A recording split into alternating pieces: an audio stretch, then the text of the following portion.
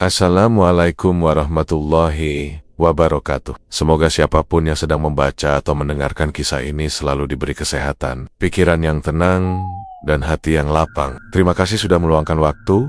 Semoga cerita ini bisa menemani malam atau waktu istirahatmu dengan rasa penasaran yang pelan-pelan tumbuh. Di sudut Surabaya Timur, ada kehidupan yang berjalan seperti biasa. Tawa anak-anak bercampur suara pedagang, aroma jajanan pasar malam menguar di antara lampu-lampu bohlam yang menggantung seadanya. Di tempat seperti inilah, orang-orang datang dan pergi membawa harapan kecil, sekadar mencari makan, rezeki, atau pelarian dari lelahnya hidup. Cerita ini bermula dari seorang pria muda bernama Yoga. Wajahnya bersih, senyumnya mudah mengembang. Dan siapapun tak akan menyangka betapa sunyinya hidup yang ia jalani. Yatim piatu sejak lama membuatnya terbiasa berdiri sendiri, menggenggam mimpi sederhana. Hidup cukup, tak berutang, dan bisa tidur tanpa rasa cemas. Gerobak seblak miliknya berdiri di antara riuh pasar malam. Awalnya tak ada yang istimewa, hanya kuah pedas, kerupuk basah, dan keringat yang menetes pelan. Namun, seperti banyak kisah lain, tak semua perubahan datang dengan suara keras. Ada yang hadir perlahan, nyaris tak terasa, sampai akhirnya tak bisa dilepaskan sama sekali. Dan dari sinilah semuanya bermula. Nama pria itu Yoga. Usianya masih muda, wajahnya bersih, tubuhnya tegap meski sering kurang tidur. Setiap sore menjelang maghrib, ia mendorong gerobak seblaknya melewati jalanan Surabaya bagian timur, menuju pasar malam yang selalu ramai saat matahari tenggelam. Roda gerobak berdecit pelan, menyatu dengan suara klakson, teriakan pedagang, dan tawa anak-anak yang berlarian. Yoga sudah hafal ritme hidupnya. Bangun siang setelah tidur sebentar, menyiapkan bahan, memotong bawang, merendam kerupuk, lalu berangkat sebelum langit benar-benar gelap. Tidak ada yang istimewa dari rutinitas itu, tapi justru di sanalah ia menggantungkan harapan. Seblak adalah satu-satunya cara bertahan hidup yang ia miliki.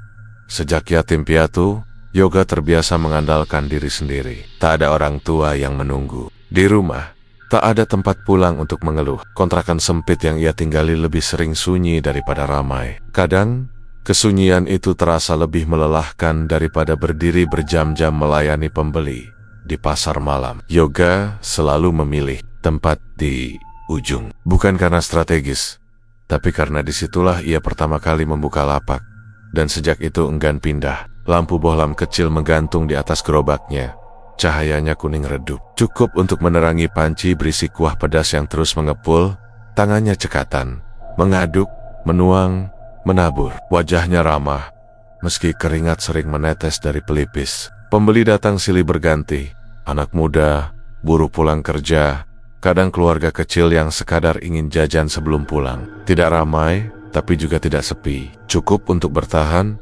Setiap malam, rasa capek selalu datang lebih dulu daripada rasa kenyang. Punggungnya pegal, kaki terasa berat, tapi Yoga jarang mengeluh. Dalam hatinya, ia hanya berharap satu hal sederhana, hidup yang sedikit lebih layak. Tidak harus kaya, asal bisa membayar kontrakan tepat waktu, makan tanpa utang, dan sesekali membeli sesuatu tanpa menghitung sisa uang. Kadang, saat pasar mulai sepi dan angin malam berembus lebih dingin, Yoga duduk di bangku kecil di belakang gerobak. Matanya menatap lampu-lampu pasar yang masih menyala. Ia sering bertanya dalam hati, sampai kapan hidupnya akan begini-begini saja? Tapi pertanyaan itu jarang ia ucapkan keras-keras, takut terdengar seperti keluhan yang tak tahu diri. Malam semakin larut. Satu persatu, pedagang mulai berkemas. Yoga menutup panci, menghitung uang hasil jualan hari itu. Tidak banyak, sama seperti kemarin, sama seperti minggu lalu. Ia menghela napas pelan, lalu tersenyum tipis, seolah mencoba meyakinkan dirinya sendiri bahwa besok pasti ada perubahan. Dengan sisa tenaga, Yoga mendorong gerobaknya pulang. Di balik kelelahan dan langkah yang berat, masih ada tekad kecil yang ia simpan rapat-rapat. Entah bagaimana caranya, ia ingin keluar dari hidup yang terus menekan ini. Ia hanya belum tahu jalan apa yang kelak akan ia pilih, dan harga apa yang harus ia bayar. Beberapa hari setelah itu, Yoga mulai merasakan perubahan kecil yang awalnya ia anggap kebetulan. Sore itu, Saat ia baru saja membuka lapak di Pasar Malam Surabaya Timur, pembeli datang lebih cepat dari biasanya. Bahkan sebelum langit benar-benar gelap, sudah ada 2 orang yang berdiri menunggu di depan gerobaknya. "Sebelaknya 1, Mas. Pedas sedang," kata seorang pembeli. Yoga mengangguk. Tangannya bergerak cekatan seperti biasa. Namun malam itu terasa berbeda. Setelah 1 pembeli pergi, datang lagi yang lain. Lalu bertambah lagi. Tanpa ia sadari, antrean kecil mulai terbentuk di depan gerobaknya. Sesuatu yang jarang terjadi, apalagi di posisi lapaknya yang berada di ujung pasar. Dalam hati, Yoga merasa heran sekaligus senang. Ia tidak merasa mengubah apapun. Resepnya sama, cara masaknya sama, bahkan bumbunya pun tak ia tambahi. Tapi wajah-wajah pembeli malam itu terlihat puas. Beberapa bahkan bilang kuahnya terasa lebih nendang dari biasanya. Saat menghitung kembalian, Yoga merasakan hal aneh untuk pertama kalinya. Uang kertas yang ia pegang terasa hangat, bukan hangat karena tangan berkeringat, tapi seperti baru saja dijemur matahari. Ia sempat menatap uang itu sebentar, lalu mengibaskan tangannya pelan. Mungkin capek, gumamnya pelan. Ia tekter lalu memikirkannya. Malam itu dagangannya habis lebih cepat. Untuk pertama kalinya, setelah sekian lama, Yoga pulang dengan perasaan ringan. Langkahnya tak terasa seberat biasanya, meski tubuhnya tetap lelah. Hari-hari berikutnya, keadaan itu berulang. Pembeli semakin ramai. Ada yang datang karena rekomendasi teman, ada pula yang katanya tidak sengaja lewat, tapi kok kepingin mampir. Yoga mulai dikenal, setidaknya di lingkar kecil pasar malam itu. Namanya disebut-sebut pelan, seperti rahasia. Kecil yang menyenangkan, namun kenyelan-kenyelan kecil ikut menyertai. Selain uang yang terasa hangat saat berpindah tangan, Yoga mulai mengalami mimpi aneh. Setiap tidur, ia merasa berada di tempat luas, tanpa bentuk jelas. Tidak gelap, tapi juga tidak terang. Seperti berdiri di ruang kosong yang hangat, membuat tubuhnya berat sekaligus nyaman. Dalam mimpi itu, ia tidak melihat siapapun, tidak mendengar suara, hanya perasaan seperti sedang diperhatikan. Anehnya, ia tidak takut. Justru ada rasa tenang yang sulit dijelaskan. Saat terbangun, dadanya terasa hangat, tapi tubuhnya berkeringat dingin. Yoga mencoba mengabaikannya. Ia menganggap mimpi hanyalah bunga tidur. Mungkin karena kelelahan dan pikiran tentang uang yang mulai terkumpul. Untuk pertama kalinya, ia bisa menyisihkan sedikit hasil jualan tanpa langsung habis untuk kebutuhan harian di pasar. Beberapa pedagang lain mulai memperhatikannya. Ada yang bercanda soal dagangan Yoga yang naik derajat. Ada pula yang hanya melirik sambil tersenyum tipis. Sulit ditebak maksudnya. Suatu malam, saat pasar hampir tutup, Yoga kembali menghitung uang hasil jualan. Jumlahnya lebih banyak daripada saat ia menggenggamnya. Rasa hangat itu kembali muncul, lebih jelas dari sebelumnya. Yoga terdiam sesaat, menelan ludah, lalu meletakkan uang itu sepat-sepat ke dalam tas kecil. Ia menoleh ke sekitar. Pasar masih ramai. Suara tawa dan musik dari wahana permainan terdengar jelas. Tidak ada yang terasa mengancam. Tidak ada yang terlihat aneh. Namun, entah mengapa, untuk pertama kalinya, Yoga merasakan perasaan ganjil yang sulit dijelaskan. Seperti berdiri di ambang sesuatu yang belum ia pahami. Malam itu, sebelum tidur, Yoga menatap langit-langit kontrakannya lama. Ia tersenyum kecil, mencoba bersyukur atas perubahan hidupnya. Tapi jauh di dalam hati, ada bisikan samar yang tak ia sadari sepenuhnya. Keberuntungan ini datang terlalu cepat untuk sekadar kebetulan. Perubahan yang dialami Yoga tidak hanya terasa di gerobaknya, tapi juga di cara orang-orang mulai memandangnya. Ia tak lagi sekadar penjual seblak di ujung pasar. Ada yang menyapa lebih dulu, ada yang sengaja mampir, meski lapak lain lebih dekat. Semua itu membuat Yoga sedikit kikuk, tapi diam-diam bangga. Suatu malam, setelah dagangan mulai sepi, Yoga duduk di bangku kayu kecil di belakang gerobak. Punggungnya pegal, kakinya terasa berat. Ia mengipas wajah dengan kain lap sambil menatap lalu lalang, orang yang masih menikmati pasar malam di sudut Surabaya bagian timur itu. Di saat itulah, ia menyadari kehadiran seorang lelaki tua yang duduk tak jauh darinya. Rambutnya memutih, kulitnya gelap terbakar matahari. Pakaiannya sederhana seperti pedagang lain. Tidak ada yang mencolok, kecuali sorot matanya yang terasa tenang, Capek ya nak, katanya pelan. Tanpa menoleh, Yoga sedikit terkejut, lalu tersenyum sopan. Iya pak, tapi namanya juga cari makan. Orang tua itu terkekeh kecil. Corey, makan memang capek. Apalagi kalau rezekinya segitu-gitu saja. Kalimat itu membuat Yoga terdiam sesaat. Bukan karena tersinggung, tapi karena terasa begitu tepat. Ia menoleh, memperhatikan wajah tua itu lebih saksama. Ada keriput dalam di sekitar matanya, tapi senyumnya ramah. Sekarang sudah lumayan, jawab Yoga akhirnya. Beberapa hari ini agak rame. Orang tua itu mengangguk pelan. Berarti usahamu jalan. Tapi ingat, nak, rezeki itu bukan soal rajin saja. Ada orang kerja banting tulang, hasilnya tetap segitu. Ada juga yang jalannya lebih cepat. Yoga mengernyit tipis. Jalan cepat? Iya, jawabnya santai. Setiap orang punya jalannya masing-masing. Ada yang sabar, ada yang lewat keberanian ambil risiko. Percakapan itu mengalir ringan. Mereka bicara soal pasar, soal harga bahan naik turun, soal pedagang yang datang dan pergi. Orang tua itu tidak pernah menyebut hal-hal aneh atau menakutkan. Semuanya terdengar seperti nasihat hidup biasa. Namun, di sela obrolan ia beberapa kali, menatap Yoga dengan cara yang membuat dada Yoga terasa hangat. Bukan tidak nyaman, hanya seperti sedang dinilai. Kamu masih muda, kata orang tua itu suatu saat. Tenagamu ada, wajahmu juga bersih. Sayang kalau hidupmu berhenti di sini saja. Yoga tertawa kecil. Saya juga pengennya begitu pak, tapi hidup kadang gak milih-milih. Orang tua itu tersenyum tipis. Hidup memang tidak pilih-pilih, tapi manusia bisa memilih jalannya. Kalimat itu terngiang di kepala Yoga, bahkan setelah percakapan mereka terhenti. Tak lama kemudian, orang tua itu berdiri, menepuk celananya, lalu pamit tanpa banyak basa-basi. Saya pulang dulu. Jaga kesehatan nak. Rezeki yang datang, dijaga baik-baik. Yoga mengangguk, mengucapkan terima kasih. Ia memperhatikan punggung lelaki tua itu menjauh, menyatu dengan keramaian pasar malam. Aneh rasanya, ia tidak tahu siapa orang itu. Tapi obrolan singkat tadi meninggalkan kesan yang dalam. Malam itu, saat menghitung uang hasil dagangan, Yoga kembali merasakan kehangatan di telapak tangannya. Ia teringat kata-kata tentang jalan cepat, tentang pilihan. Tidak ada rasa takut, hanya rasa penasaran kecil yang mulai tumbuh, pelan tapi pasti. Seperti benih yang baru saja ditanam tanpa ia sadari.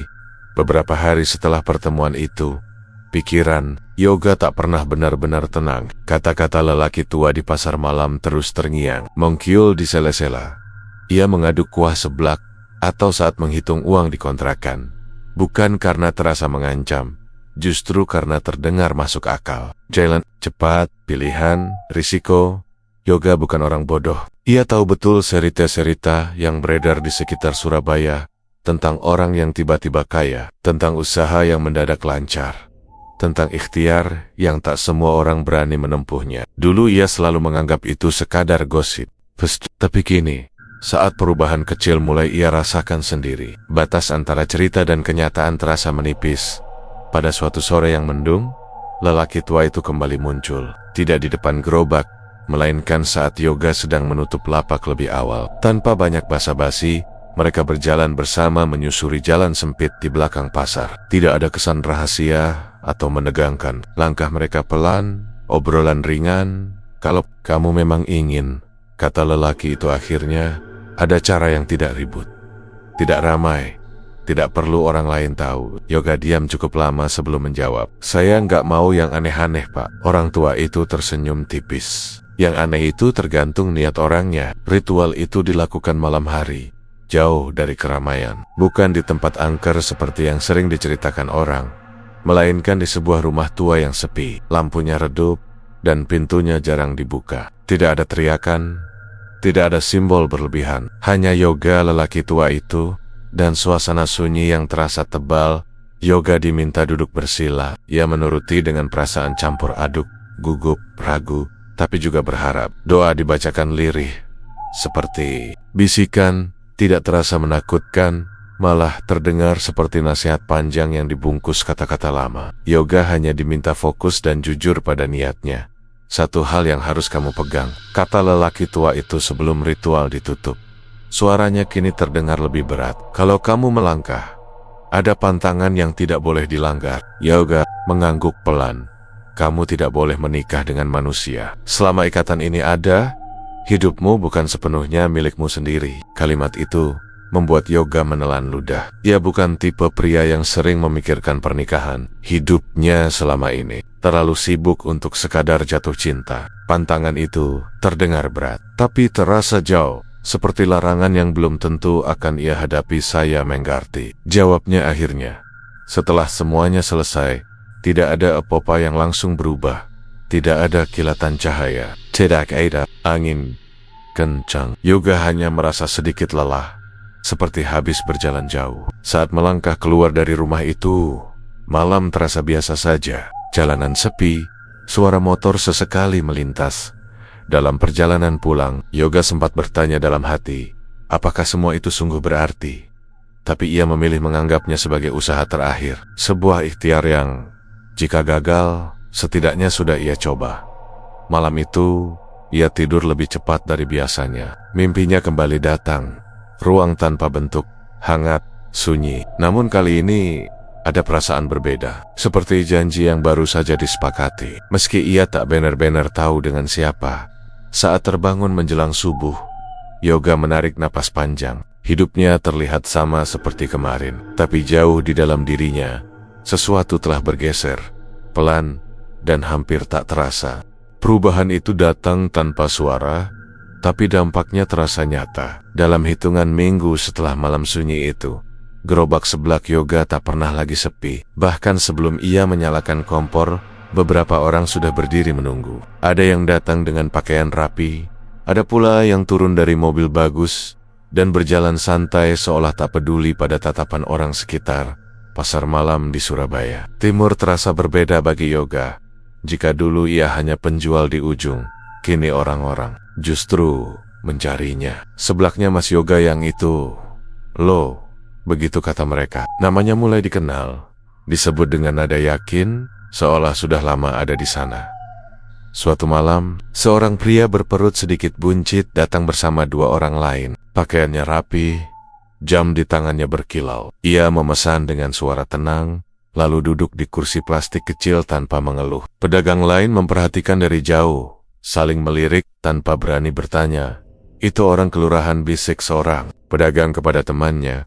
Yoga mendengar sekilas, tapi tetap fokus memasak. Tangannya bergerak cepat, jua mendidih, aroma pedas menyebar. Saat pesanan disajikan, pria itu tersenyum puas. Setelah suapan pertama pontes di kari-kari, katanya singkat, sejak malam itu, pelanggan seperti itu semakin sering datang. Aidi yang memperkenalkan diri sebagai kenalan pejabat, ada yang turang-turanggen disebut orang kantor. Yoga tak banyak bicara, ia hanya melayani, menerima uang, dan mengucapkan terima kasih.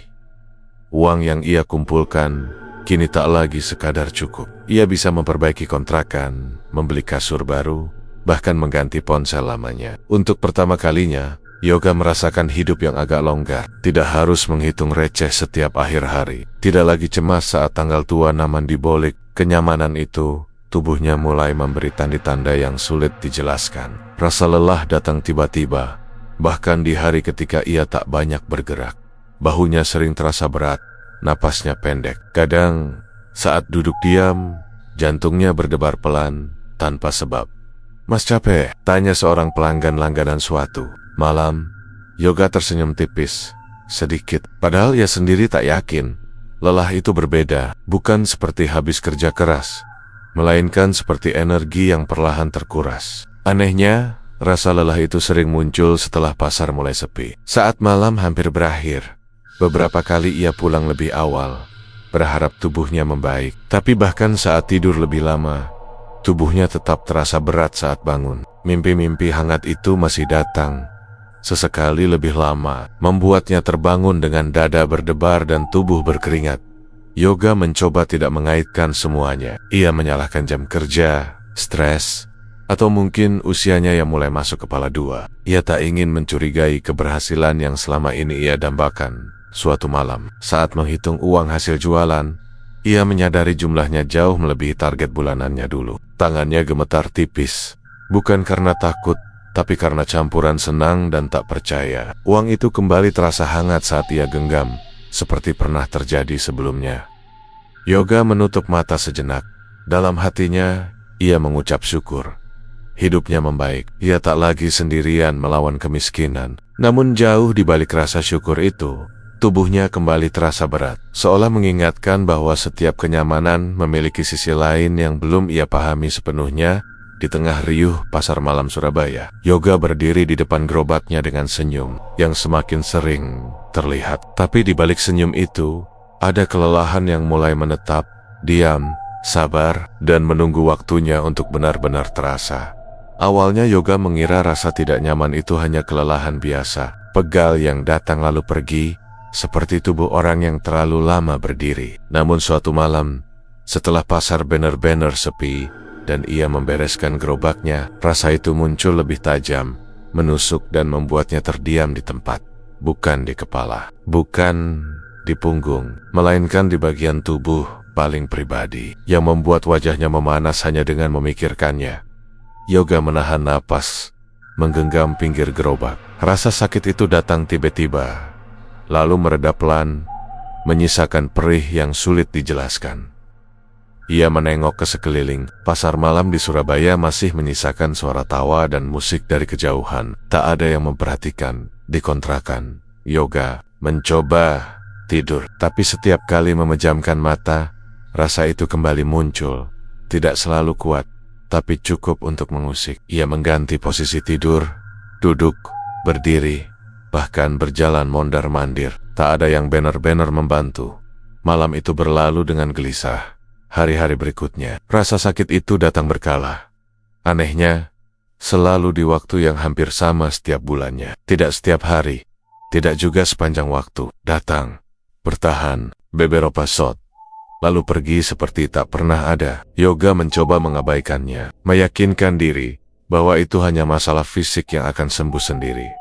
Ia sempat terpikir untuk memeriksakan diri, tapi setiap kali niat itu muncul, rasa malu datang. Lebih dulu, bagaimana ia harus menjelaskan keluhan itu? Apa yang harus ia katakan? Pikiran-pikiran itu membuat langkahnya selalu terhenti di depan pintu. Di pasar, Yoga tetap tersenyum dan melayani pembeli seperti biasa. Dagangannya masih laris. Orang-orang masih memuji. Namun di sela-sela itu, tubuhnya semakin sering terasa lemah saat mengaduk kuah. Tangannya kadang gemetar halus. Saat duduk menunggu pembeli, napasnya terasa pendek. Suatu malam, saat pasar hampir tutup dan lampu-lampu mulai dipadamkan satu persatu, rasa sakit itu datang lebih kuat dari sebelumnya. Yoga terpaksa duduk di bangku kecil, menunduk, menahan diri agar tidak mengerang. Keringat dingin mengalir di pelipisnya. Disitulah ingatannya melompat ke malam sunyi itu. Rumah tua, doa lirih, pantangan yang diucapkan dengan suara berat. Pertama kalinya, Yoga menghubungkan titik-titik yang selama ini ia pisahkan. Ia teringat mimpi-mimpi hangat tanpa bentuk, rasa seperti diperhatikan, uang yang terasa hangat di tangan, dan kini tubuhnya yang seolah menagih sesuatu. Cuma kebetulan, gumamnya pelan, mencoba menenangkan diri. Namun setiap kali ia mengucapkan itu, rasa sakitnya seperti menjawab dengan denyut yang lebih jelas, bukan sebagai ancaman, melainkan pengingat. Yoga merasa seperti telah lupa pada sebuah janji yang tak pernah ia ucapkan dengan suara keras. Malam itu, ia pulang lebih cepat. Di kontrakan, ia duduk lama di tepi kasur, menatap lantai. Untuk pertama kalinya sejak hidupnya membaik, rasa takut menyusup perlahan. Bukan takut miskin lagi, melainkan takut pada sesuatu yang tak bisa ia lihat, tapi jelas ia rasakan.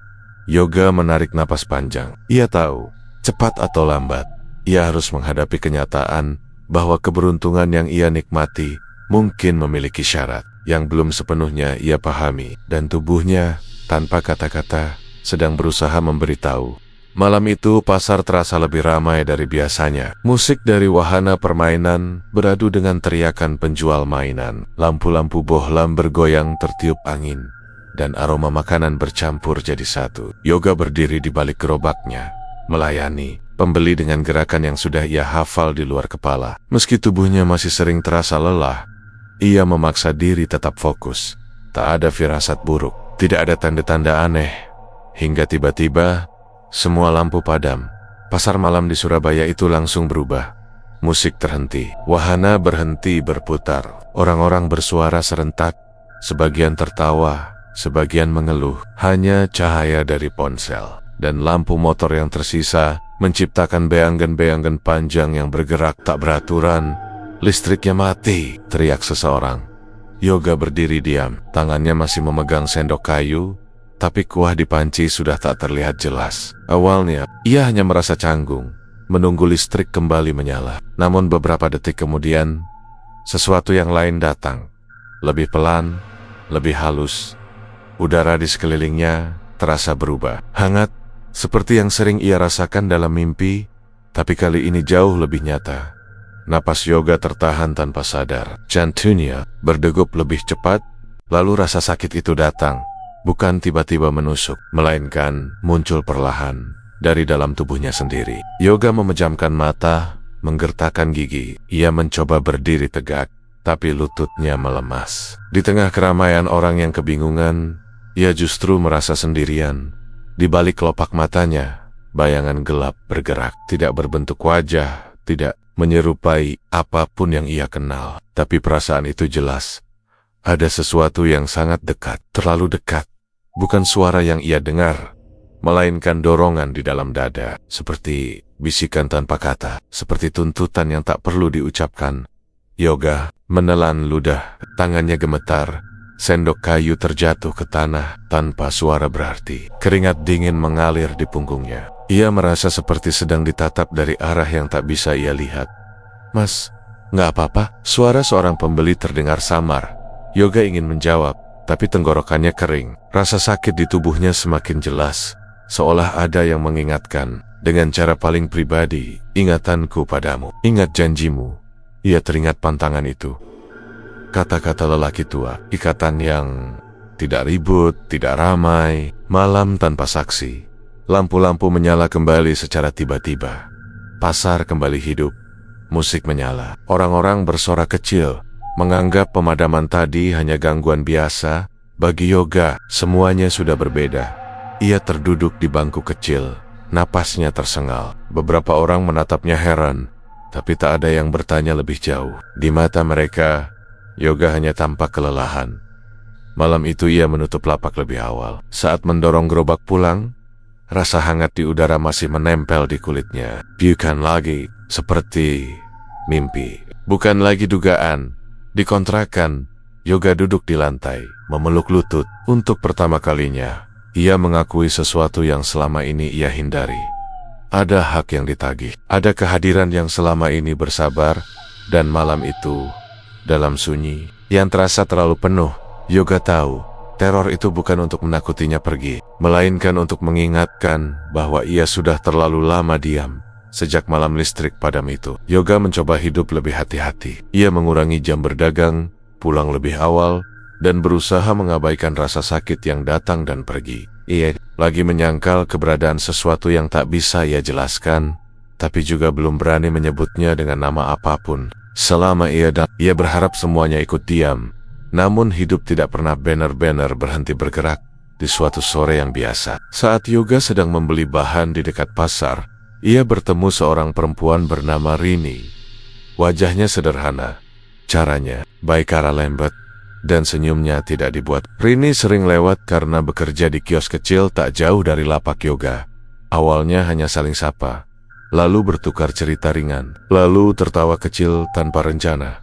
Yoga merasa nyaman, perasaan yang sudah lama tidak ia rasakan.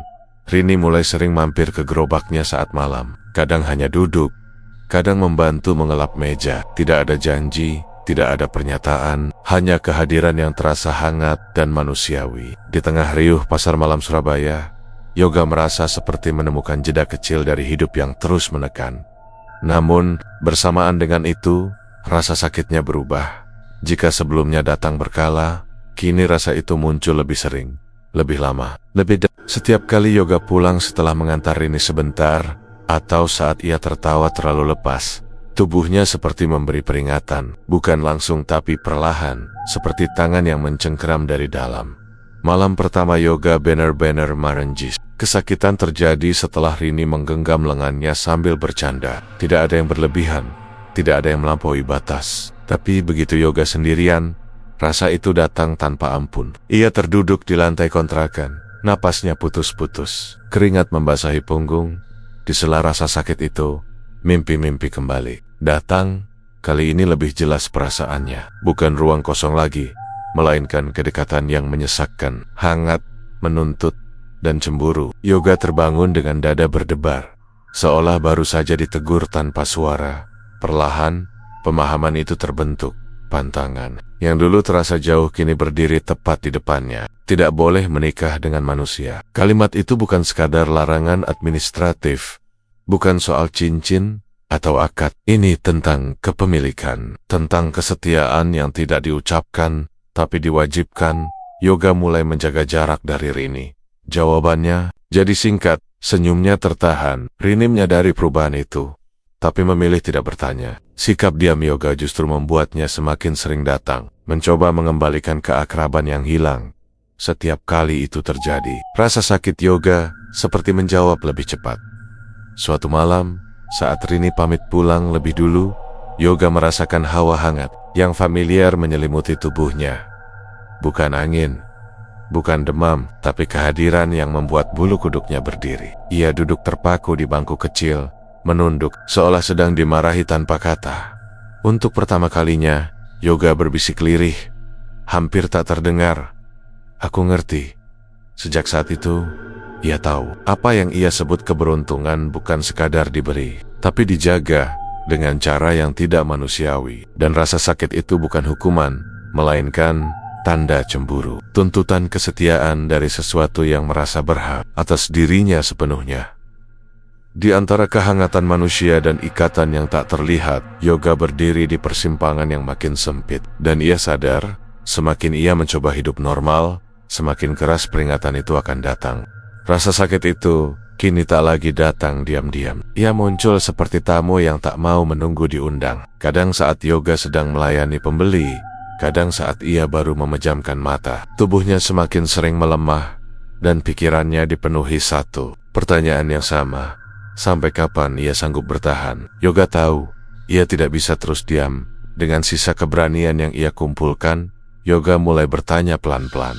Bukan kepada sembarang orang. Ia memilih yang sudah berumur, yang bicaranya tidak meledak-ledak, dan tidak terlalu banyak bertanya. Dari satu nama ke nama lain, akhirnya ia diarahkan ke seorang pria tua yang tinggal di pinggiran kota Surabaya. Bukan dukun terkenal, bukan pula orang yang torang-toranggen membuka praktik. Hanya seseorang yang mengerti urusan lama. Kata mereka, rumah pria itu sederhana, sepi, tidak ada bau kemenyan yang menyengat, tidak ada pajangan aneh. Yoga duduk bersila di lantai, menceritakan semuanya tanpa dilebihkan. Tentang usaha yang tiba-tiba maju, pantangan, rasa sakit, dan kehadiran yang tak terlihat tapi terasa nyata.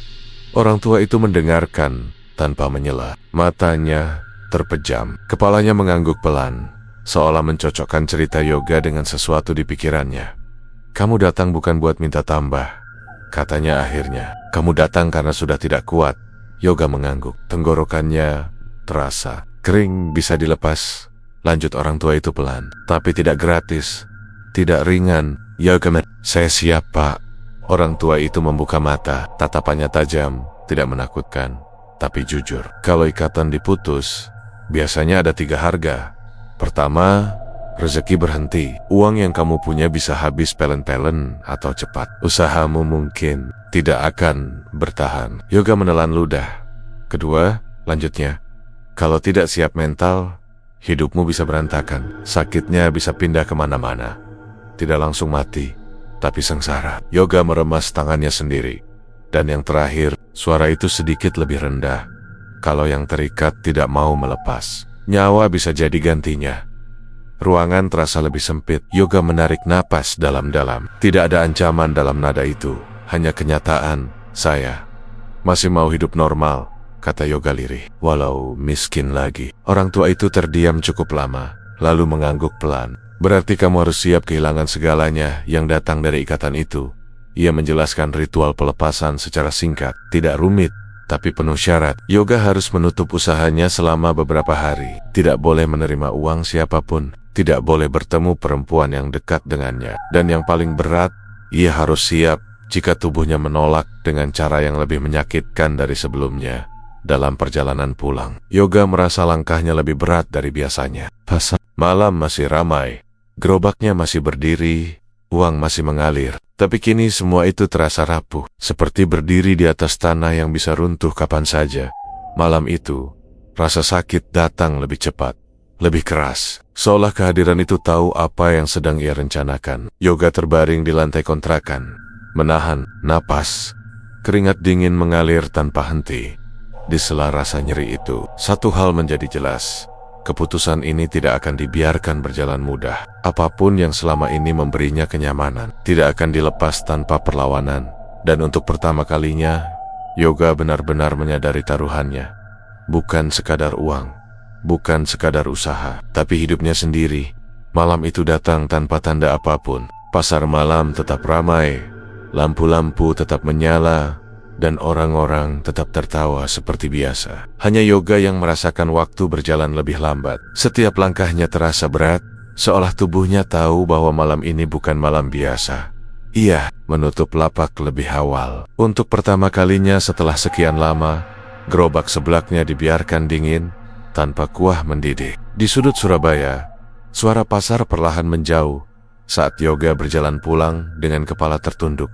Di kontrakan, ia duduk di lantai, memandangi uang yang tersisa. Tumpukan itu cukup untuk hidup beberapa waktu.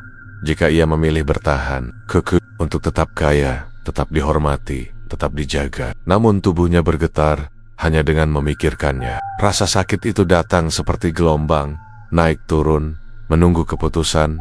Yoga teringat wajah Rini, senyum sederhana itu. Kehangatan yang tidak menuntut apapun selain kehadiran. Ia juga teringat malam sunyi, janji tanpa saksi, dan kehangatan lain yang kini terasa seperti belenggu.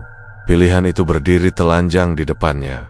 Tetap kaya dengan tubuh yang terus ditagih, atau bebas dengan risiko kehilangan segalanya. Saat jarum jam melewati tengah malam, hawa hangat itu kembali hadir. Tidak menakutkan, tidak marah, justru terlalu dekat, terlalu akrab. Yoga menutup mata. Napasnya berat. "Aku capek," bisiknya pelan. Rasa sakitnya memuncak, tajam dan menyesakkan. Yoga meringkuk, menggenggam lantai, menahan suara yang hampir keluar. Dalam gelap, ia merasa seperti ditunggu jawaban, bukan dengan ancaman, melainkan dengan kesabaran yang dingin. Entah berapa lama ia terdiam. Ketika rasa sakit itu akhirnya mereda, tubuhnya terasa kosong, ringan, tapi juga rapuh, seperti sesuatu telah dilepas, atau mungkin ditarik. Keesokan paginya, pasar malam tetap buka. Orang-orang bertanya-tanya, mengapa gerobak Yoga tidak ada. Di tempat biasanya sebagian bilang ia sakit, sebagian bilang ia pindah. Tidak ada yang benar-benar tahu. Beberapa minggu kemudian, kabar beredar pelan. Ada yang bilang usaha Yoga bangkrut. Ada pula yang bilang ia terlihat kurus dan pucat, bekerja serabutan di tempat lain. Namun ada juga yang bersumpah masih melihatnya berdiri di ujung pasar pada malam-malam tertentu, sendirian, tanpa gerobak, menatap lampu-lampu dengan senyum yang sulit dibaca. Tidak ada yang tahu pilihan apa yang benar-benar ia ambil. Yang tersisa hanyalah rasa tidak nyaman yang menetap, bahwa setiap jalan pintas selalu meminta bayaran. Dan terkadang harga itu tidak dibayar dengan uang, melainkan dengan sesuatu yang jauh lebih pribadi, kebebasan, tubuh, atau hidup itu sendiri. Cerita ini sepenuhnya fiktif. Tokoh, peristiwa, dan kejadian yang digambarkan dibuat untuk kepentingan. Cerita tidak dimaksudkan untuk membenarkan, mendorong, atau mengajarkan praktik mistis apapun. Gunakan cerita ini sebagai hiburan dan bahan refleksi, bukan sebagai rujukan kepercayaan.